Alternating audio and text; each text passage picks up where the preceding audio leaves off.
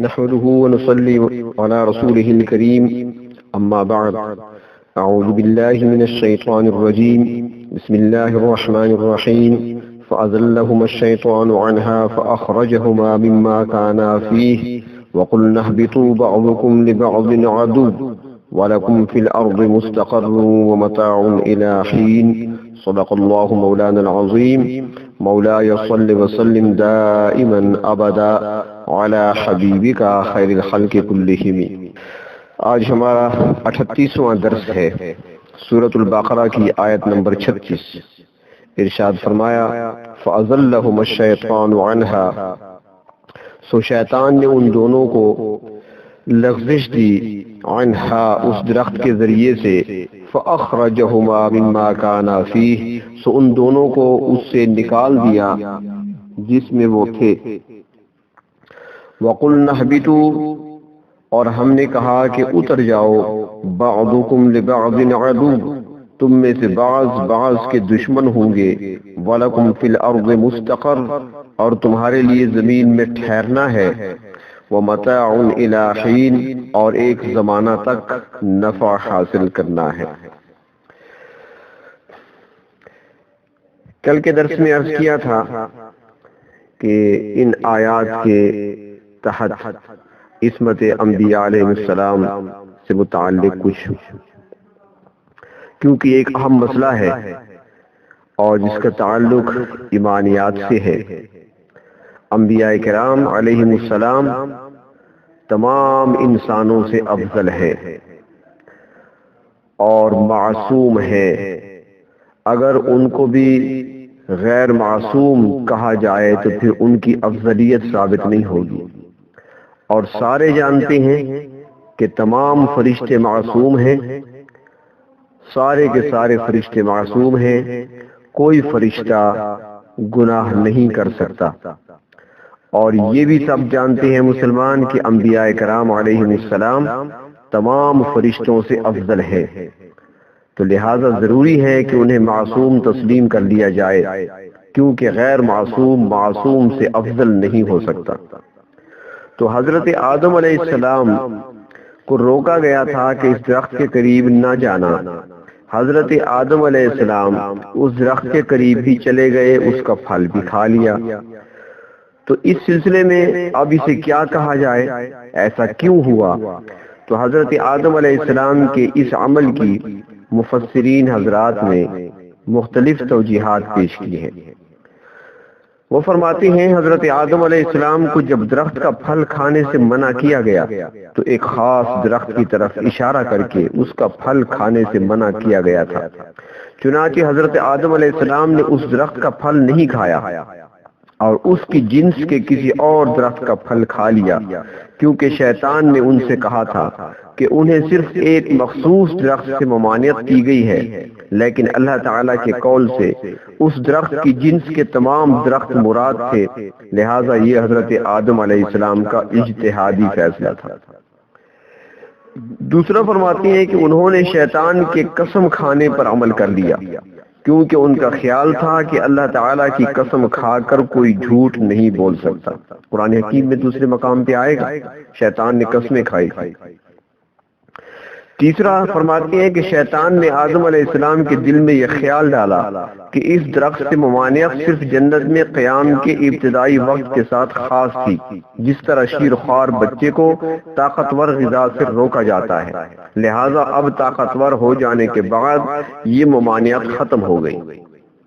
چوتھا فرماتی ہیں کہ شیطان نے جب اس درخت کے فائدے بتاتے ہوئے کہا کہ تم اس درخت کے کھانے کی وجہ سے ہمیشہ ہمیشہ جنت میں رہ سکو گے، تو حضرت آدم علیہ السلام پر اللہ تعالیٰ کی محبت اور اس کا قرب حاصل کرنے کا جذبہ اس قدر غالب آیا کہ ان کو اللہ تعالیٰ کی طرف سے کی جانے والی ممانعت اور شیطان کی دشمنی یاد ہی نہ رہی، جیسا کہ دوسرے مقام پہ آتا ہے سورۃ طٰہٰ آیت نمبر 115، فنسیا ولم نجد لہ عزما، پس آدم بھول بیٹھے اور ہم نے ان میں پختگی نہیں پائی۔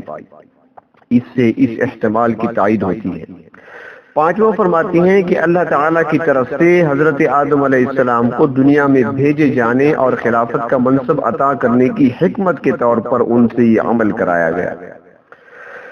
تو یہاں پر ایک سوال پیدا ہوتا ہے کہ اگر انبیاء کرام علیہ السلام کی یہ افعال گناہ میں داخل نہیں تو ان پر اللہ تعالیٰ کی طرف سے عتاب اور تنبیہ کیوں کی جاتی ہے؟ حضرت آدم علیہ السلام کے اس عمل کو تو اللہ تعالیٰ نے گناہ اور نافرمانی ہی سے تعبیر کیا ہے، جیسا کہ سورۃ طٰہٰ آیت نمبر 121 میں فرمایا وَعَصَىٰ آدَمُ رَبَّهُ فَغَوَىٰ۔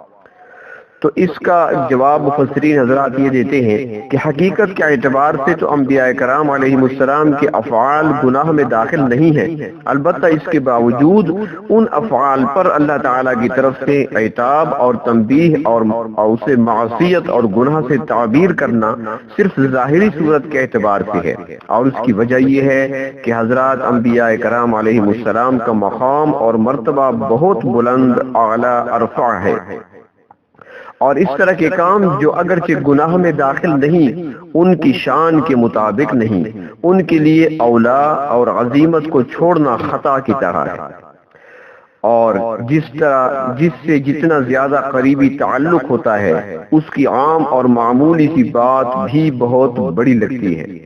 اردو میں بھی محاورہ مشہور ہے کہ بڑوں کی چھوٹی سی غلطی بھی بہت بڑی سمجھی جاتی ہے۔ یہ بات ہر وقت پیش نظر رہنی چاہیے کہ اللہ تعالیٰ نے اپنے نبیوں کے لیے تنبیہ کے طور پر جو الفاظ استعمال کیے ہیں وہ اللہ تعالیٰ کی شان کے مطابق ہیں، لیکن کسی بھی شخص کو یہ اختیار نہیں دیا جا سکتا کہ وہ انبیاء کرام علیہ السلام کے بارے میں ایسے الفاظ استعمال کرے، کہاں ہم سراپا خطا و عصیاں اور کہاں وہ معصوم ہستیاں۔ یہاں پر ایک سوال اور بھی پیدا ہوتا ہے کہ کیا انبیاء کرام علیہ السلام سے شریعت کے حکموں کے سلسلے میں بھی ایسی لغزش ہو سکتی ہے؟ تو یہ بات ذہن میں رہنی چاہیے کہ انبیاء کرام علیہ السلام سے شریعت، تبلیغ، تعلیم اور بیان و احکام کے سلسلے میں کسی قسم کی ادنا سی بھول چوک، غلطی اور اجتہادی لغزش نہیں ہو سکتی۔ اس لغزش کا تعلق ان کے ذاتی کاموں سے ہوتا ہے۔ امام راضی رحمت اللہ علیہ نے لکھا ہے کہ عصمت کا تعلق 4 چیزوں سے ہے۔ نمبر 1 عقائد۔ انبیاء کرام علیہ السلام پیدائشی طور پر کفر، شرک اور غلط عقیدوں سے پاک ہوتے ہیں، اس لیے ان سے عقائد اور ایمان کے سلسلے میں غلطی نہیں ہو سکتی، یہ ناممکن اور محال ہے۔ نمبر 2 تبلیغ احکام۔ انبیاء کرام علیہ السلام خوشی، غمی، صحت، بیماری، خواہ کسی بھی حالت میں ہوں، اللہ تعالیٰ کی وحی اور حکموں کو بیان کرنے میں غلطی نہیں کر سکتے۔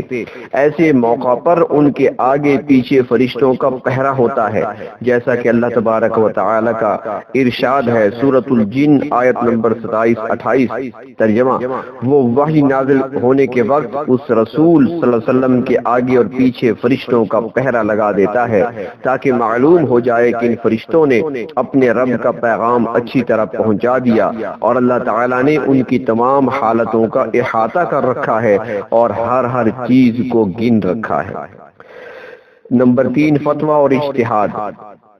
جب کسی مسئلے پر وحی نازل نہیں آتی تو انبیاء کرام علیہ السلام اپنے اجتہاد سے اس کے بارے میں فیصلہ فرما دیتے ہیں۔ اگر اس میں ان سے لغزش ہو جائے تو اللہ تعالیٰ وحی کے ذریعے فوراً تنبیہ کر دیتا ہے۔ یہ ناممکن ہے کہ نبی اپنی اجتہادی غلطی پر برقرار رہے اور قائم رہے اور اللہ تعالیٰ صحیح بات کی طرف اس کی رہنمائی نہ کرے۔ نمبر 4 ذاتی افعال یا عادات۔ تو اس سلسلے میں مسلمانوں کا متفق عقیدہ صحابہ کرام رضی اللہ تعالی عنہم کے دور سے لے کر اب تک یہ ہے کہ ذاتی کاموں میں بھی انبیاء کرام علیہ السلام سے گناہ نہیں ہو سکتا، البتہ غلطی اور بھول چوک کی وجہ سے ایسے کام جو خلاف اولا ہے صادر ہو سکتے ہیں۔ نہ چھوٹا گناہ ہو سکتا ہے نہ بڑا گناہ ہو سکتا ہے، خلاف اولا ہو سکتے ہیں، کیونکہ انبیاء کرام علیہ السلام بھی بشر میں سے ہیں، بشریت ہے ان میں بھی پائی جاتی ہے، اور جس طرح کھانا پینا اور بھوک پیاس کا لگنا انسان کے لوازمات میں سے ہے، سرکار دو عالم صلی اللہ علیہ وسلم نے بھی خندق کے موقع پر اپنے پیٹ مبارک پر پتھر بھی باندھے تھے، آپ کو بھوک بھی ستاتی تھی، آپ کو پیاس بھی لگتی تھی، نیند بھی آ جاتی تھی۔ تو جس طرح یہ لوازمات ہیں، اسی طرح بھول چوک بھی ہر انسان کے ساتھ لازم ہے۔ البتہ انبیاء کرام علیہ السلام سے اس طرح کی جو بھول چوک ہوتی ہے، اس سے ان کی شان اور عظمت میں کوئی کمی نہیں آتی بلکہ اضافہ ہوتا ہے، اور وہ بے فائدہ بھی نہیں ہوتی بلکہ اس میں امت کا کوئی نہ کوئی فائدہ ضرور ہوتا ہے۔ اللہ رب العزت کی اس کے اندر بھی حکمتیں ہوتی ہیں، لیکن یہاں دو باتیں بطور خاص ملحوظ رہنی چاہیے۔ ایک تو یہ کہ انبیاء کرام علیہ السلام اس لغزش پر قائم نہیں رہتے بلکہ اللہ تعالی کی طرف سے ان کو فوراً اس کی اطلاع اور درست رہنمائی ملتی ہے۔ یہی وجہ ہے کہ ایسا نہیں ہوا کہ کسی نبی سے جو کہ لغزش ایک مرتبہ ہوئی وہ اس سے دوبارہ بھی پیش آئی ہو، ایسا کبھی نہیں ہوا۔ اور دوسرے یہ کہ لغزش انبیاء علیہ السلام کی عصمت کے خلاف نہیں، جس طرح ان کا کھانا پینا، اولاد اور بیوی والا ہونا، چلنا پھرنا اور دیگر بشری لوازمات ان کی عصمت کے خلاف نہیں ہیں، اسی طرح کی لغزش یا خلاف اولا کام کا ان سے صادر ہو جانا یہ بھی ان کی عصمت کے خلاف نہیں ہے۔ تو حضرت آدم علیہ السلام نے وہ پھل جس سے روکا گیا تھا وہ پھل کھا لیا، تو نتیجتاً اللہ تبارک و تعالی کی طرف سے حکم ملا کہ اب تم سارے زمین پر اترو۔ قُلْنَا اهْبِطُوا بَعْضُكُمْ لِبَعْضٍ عَدُوٌّ، اب زمین کی طرف تم چلو، زمین کی طرف تم اترو۔ حضرت آدم علیہ السلام بھی اور حضرت حوا بھی ان کے ساتھ ہیں، کیونکہ بیوی کی رہائش خاوند کے ذمے ہے، وہ بھی ان کے ساتھ ہوگی۔ تو اب دونوں یہاں سے اترو۔ شیطان کو تو پہلے سے نکال دیا گیا تھا اور اس نے وسوسے کے ذریعے سے یہ کام کیا تھا سارا۔ تو زمین پر یہ اترے۔ مفسرین حضرات فرماتی ہیں کہ حضرت آدم علیہ السلام سرزمین ہند میں اترے، سری لنکا یا بعض کہتے ہیں مالدیپ کا کوئی جزیرہ تھا، تو بہرحال ہند کے علاقے میں حضرت آدم علیہ السلام زمین پہ اتارے گئے۔ حضرت حوا جدہ میں فرماتی ہیں کہ سانپ بھی اتارا گیا اور وہ افغانستان میں اترا۔ مور کو اتارا گیا، بعض فرماتے ہیں کہ کشمیر میں، بعض فرماتے ہیں کہ ملک شام میں ان کو اتارا گیا، اور حضرت آدم علیہ السلام 40 سال تک پھر روتے رہے، آنسو بہاتے رہے۔ تو فرمایا کہ اب زمین پر اترو، وَلَكُمْ فِي الْأَرْضِ مُسْتَقَرٌّ، اور زمین میں تمہارے لیے ٹھکانہ ہے، یعنی اب تمہاری رہائش زمین پر ہوگی۔ وَمَتَاعٌ إِلَىٰ حِينٍ، اور ایک مدت تک فائدہ اٹھانا ہے، یعنی تمہاری اصل رہائش گاہ زمین ہوگی، جیسا کہ دوسرے مقام پہ فرمایا مِنْهَا خَلَقْنَاكُمْ وَفِيهَا نُعِيدُكُمْ وَمِنْهَا نُخْرِجُكُمْ تَارَةً أُخْرَىٰ، اے انسان ہم نے تمہیں اسی زمین سے پیدا کیا، اسی میں لوٹائیں گے، اور پھر قیامت کو دوسری مرتبہ اسی سے ہم نکالیں گے۔ تو زمین کو چھوڑ کر کئی فضاؤں یا سمندروں میں اگر انسان جائے گا تو وہ عارضی قیام گاہ ہوگا، مستقل قیام زمین پر ہی ہوگی۔ یہ جو پروپیگنڈا کبھی کبھار سامنے آتا ہے رسائل میں، اخبارات میں کبھی خبر آ جاتی ہے کہ ہم زمین پر مستقل طور پر نہیں رہیں گے بلکہ چاند، مریخ یا دوسرے سیاروں میں چلے جائیں گے، تو یہ ایک محض شیطانی پروپیگنڈا ہے۔ چاند ہماری زمین سے قریب ترین سیارہ ہے اور اس کا فاصلہ 2.5 لاکھ میل ہے۔ مریخ تو یہاں سے 50 کروڑ میل دور ہے اور دوسرے سیارے اس سے بھی دور ہیں۔ فرض کیا کر لیا کہ چاند پر رہائش کا بندوبست ہو جاتا ہے، وہاں ہوٹل قائم ہو جاتے ہیں، تو سائنسدانوں کا اپنا اندازہ یہ ہے کہ 1 پاؤنڈ غذا کو چاند پر پہنچانے کے لیے 30,000 پاؤنڈ خرچ کرنے ہوں گے، اور وہاں پہنچنے کا خصوصی لباس وہ لاکھوں میں تیار ہوگا، اور یہ ایک لباس تو راستے میں ہی چل جائے گا، کیونکہ وہاں پر خصوصی لباس پہننا ہوگا۔ وہاں کی گرمی کی مقدار تقریباً 40,000 سینٹی گریڈ ہے، جہاں پر پانی تو اپنی جگہ تانبا بھی پگھلنے لگتا ہے۔ چاند کے ایک طرف تو اتنی گرمی ہے اور دوسری طرف اتنی ہی سردی ہے جس کا اندازہ نہیں لگایا جا سکتا، لہذا ایسی جگہ پر رہنے کے لیے اتنا ہی قیمتی لباس تیار کرانا ہوگا۔ ظاہر ہے خوراک اور لباس پر اتنی رقم کون خرچ کر کے رہائش پذیر ہوگا؟ اگر کوئی وہاں تک پہنچے گا بھی تو اس کا قیام بالکل عارضی ہوگا، آخر کار اسے زمین پر ہی آنا پڑے گا۔ اسی لیے فرمایا کہ تمہارا اصل ٹھکانہ زمین پر ہوگا، کسی اور سیارے پر نہیں ہوگا۔ تو حکم دیا اتر جاؤ زمین پر، اب یہاں پر تم نے ایک مقررہ وقت تک کے لیے زمین پر ہی ٹھہرنا ہے۔ تو اللہ رب العزت نے جتنے وقت کے لیے ہمیں زمین پر بھیجا ہے، جب تک ہم زمین کے اوپر ہیں، اللہ رب العزت ہم سے اپنی رضا کے کام لیتا رہے، عمل صالح کی توفیق عطا فرماتا رہے، اور گناہوں سے بچنے میں ہماری مدد فرماتا رہے۔ وآخر دعوانا عن الحمد للہ رب العالمین۔